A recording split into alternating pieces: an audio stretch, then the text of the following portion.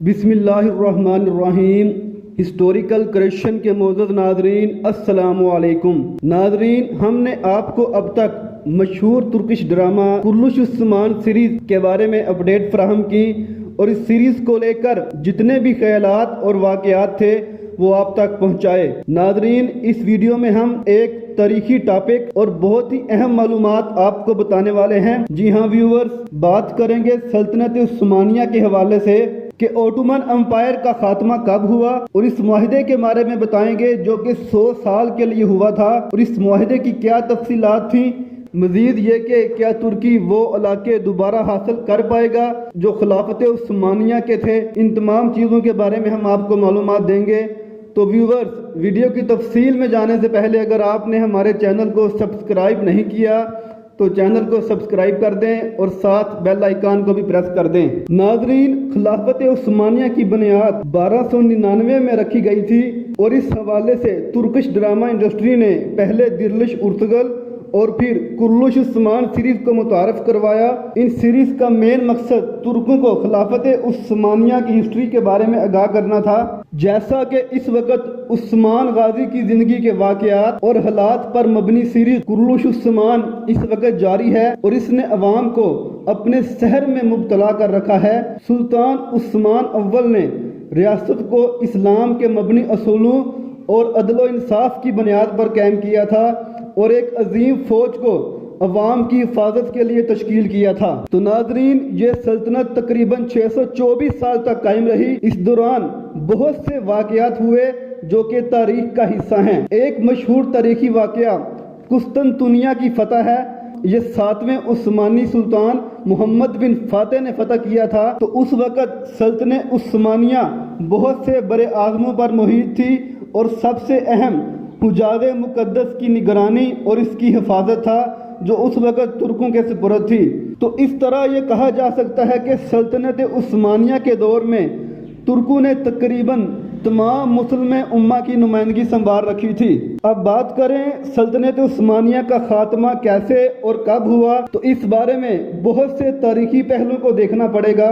جب پہلی جنگ عظیم میں اوٹومن امپائر اور ان کے اتحادی جرمنی اور دیگر ریاستوں کو شکست کا سامنا کرنا پڑا، اس وقت عثمانیوں نے مزید خون ریزی سے بچنے کے لیے 1920 میں ایک معاہدہ کیا تھا جو کہ اس وقت کی پہلی جنگ عظیم کے فاتح اتحادی ممالک برطانیہ، فرانس، اٹلی وغیرہ کے ساتھ تھا۔ یہ ایک پیس انیشیٹو تھا، مگر اس کے باوجود فرانس اور اٹلی نے ترکی کے علاقوں پر قبضہ کرنے کے لیے چڑھائی شروع کر دی۔ تو پھر اس وقت مصطفیٰ کمال جو کہ ایک آرمی کے کمانڈر تھے، انہوں نے ایک تنظیم جس کو ترکش نیشنل موومنٹ کہتے ہیں اس کو بنایا، اور فرانس اور اس کے اتحادیوں کو ترکی سے نکالا، اور اس معاہدے کو ٹریٹی آف سویر کہتے ہیں جو کہ 1920 میں ہوا تھا۔ اس معاہدے کے ختم ہونے کے بعد بہت سی میٹنگ جاری رہیں، بالآخر 1923 میں سوئٹزرلینڈ کے ایک علاقے لیوسین میں ایک معاہدہ طے پایا جس کو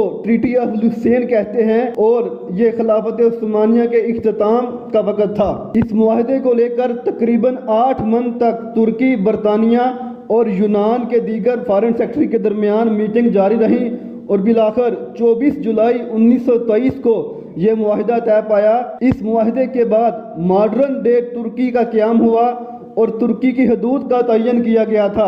بہت سے ترکی کے علاقے جس میں ایسٹرن اناطولیہ بھی تھا اس کو ترکی کے حوالے کیا گیا، اور جو لوگ قیدی ہوئے تھے ان کو بھی رہا کیا گیا۔ اس کے بدلے ترکی کو تیل اور گیس کے ذخائر والے حصے واپس دینے پڑے جو اس وقت عرب سرزمین تھی، اور ان علاقوں میں حجاز مقدس بھی شامل ہے۔ ناظرین، آپ کو بتاتے چلیں کہ برطانیہ نے ترکوں کی جنگی صلاحیتوں اور ان کی طاقت کو کم کرنے کے لیے کردش قوم کو ایسٹرن اناطولیہ میں متعارف کروایا تھا، اور انہوں نے ترکوں کو بہت سارا نقصان پہنچایا۔ کردش اس وقت بھی ترکوں کی کل آبادی کا 20% ہیں، اور 1923 کے معاہدے کے بعد ایسٹرن اناطولیہ کا کنٹرول تو ترکی کو حاصل ہو گیا تھا، لیکن وہ اس قوم سے اب بھی نمٹ رہے ہیں۔ اب بات کریں حالیہ دور کی، تو یہ معاہدہ 2023 کو ختم ہونا ہے۔ تو کیا ترکی کو اس کے علاقے واپس مل جائیں گے؟ تو ناظرین، اس حوالے سے پہلے ترکی کی پالیسی کو سمجھنا اور جانچنا پڑے گا۔ ترکی اس وقت خود کو دنیا کی ٹاپ 10 عالمی طاقتوں میں شمار کرنا چاہتا ہے۔ ناظرین، ہمارے تجزیے اور رائے کے مطابق ویژن 2023 کے لیے ترکی بہت زیادہ سرگرم اور سنجیدہ ہے اور اپنی پرانی ساکھ کو بحال کرنے کی کوشش کر رہا ہے، اور جو علاقے اس سے چھینے گئے تھے اس کو دوبارہ حاصل کرنے کی خواہش رکھتا ہے۔ ناظرین، ترکی اپنے جغرافیہ کے لحاظ سے یورپ کے لیے بہت زیادہ اہمیت رکھتا ہے، اور ترکی یورپی یونین کے ساتھ تجارت کے حوالے سے ان کا اسٹریٹجک پارٹنر بھی ہے۔ اس حوالے سے ترکی کی ہر بات یورپ میں سنی جاتی ہے۔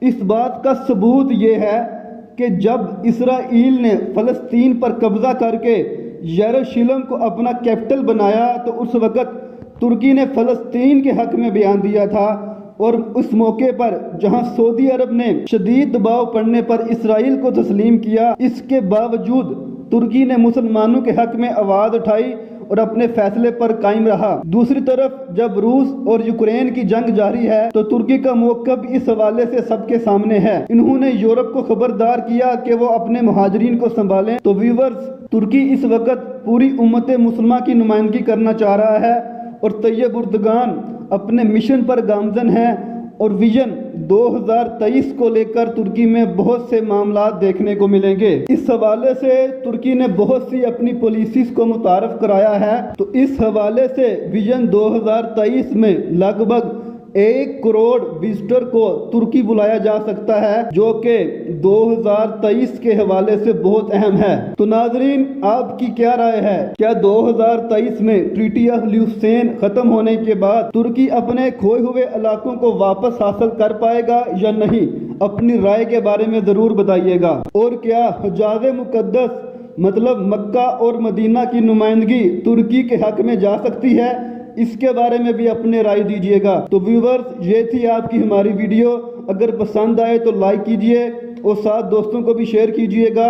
مزید کچھ ایسی ویڈیو کے ساتھ دوبارہ حاضر ہوتے ہیں۔ اللہ حافظ۔